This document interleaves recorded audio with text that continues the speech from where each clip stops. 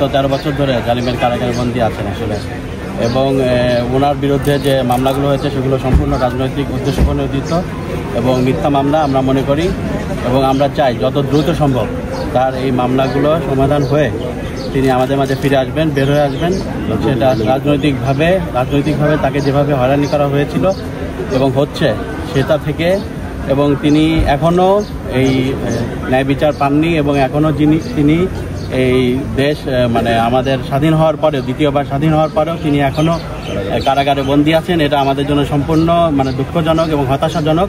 আমরা চাই যত দ্রুত সম্ভব মানে আর একদিনও এক মুহূর্ত যেন তিনি আর এই বন্দিশালায় না থাকে। আমরা দেখেছি স্বাধীন হওয়ার পর 5 আগস্টের পর অনেক বড় বড় নেতারা অন্যান্য দলের তারা বের হয়ে গেছেন। আসলে এই জামাতের শীর্ষ পর্যায়ের নেতা কেন বের হচ্ছে না, এই বিষয়ে কারাই বা রয়েছে একটু জড়িত একটু বলবেন? আমরা কি মনে হয়? কারণ আমরা মন্তব্য করতে চাই না এই ব্যাপারে, বাট আমরা চাই যত দ্রুত সম্ভব তিনি এই কারাগার থেকে মুক্তি পান, এবং এর জন্য সরকারকে অনুরোধ করব যে ধরনের উদ্যোগ নেওয়া দরকার এবং যত দ্রুত উদ্যোগ নেওয়া দরকার, যেভাবে সম্ভব আইনগতভাবে এবং নির্বাহীভাবে যেভাবে হোক, যে তাকে যদি মুক্ত করা সম্ভব হয় তারা যেন সেই ব্যবস্থা গ্রহণ করে থাকেন।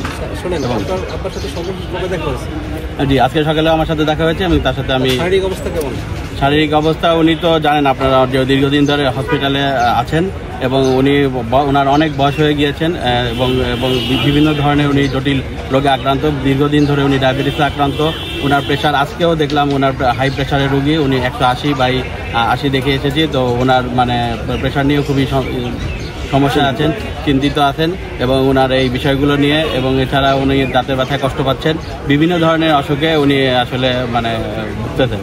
তো এই কারণে মানবিক দিক বিবেচনা করে এবং রাজনৈতিক কারণে যেহেতু তিনি বন্দী অবস্থায় আছেন, যত দ্রুত সম্ভব তাকে মুক্ত করে দিবেন, এটা আমাদের প্রত্যাশা। আপনারা তো একটা প্রক্রিয়াধীন আছেন, বিভাগে রিভিউর পরে আবার লিভ গ্রান্ট হয়েছে যে পুনরায় শুনানি হবে আপিলে, কিন্তু এই পর্যায়ে এসে আপনি আবার নির্বাহী আদেশের কথা বলছেন, না, নির্বাহী আদেশের কথা বলা হয়নি, এটা আমরা বলেছি যে আইনগতভাবে সরকার থেকে যতটুকু সম্ভব সহযোগিতার মাধ্যমে যত দ্রুত সম্ভব এটাকে সমাধান করা যায় সেই ব্যাপারে আমরা অনুরোধ জানাচ্ছি।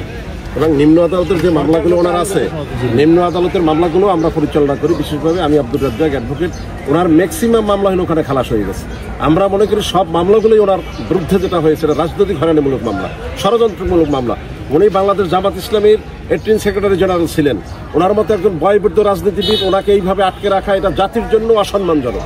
যেহেতু দ্বিতীয়বার বাংলাদেশ স্বাধীন হয়েছে, আমরা মনে করছি এখন আইন আদালতের মাধ্যমে যত দ্রুত সম্ভব ওনাকে মুক্তি দেওয়ার ব্যবস্থা করা দরকার। এটা জনগণের দাবি, আমাদের দাবি, সকলের দাবি, আইনজীবীদের দাবি।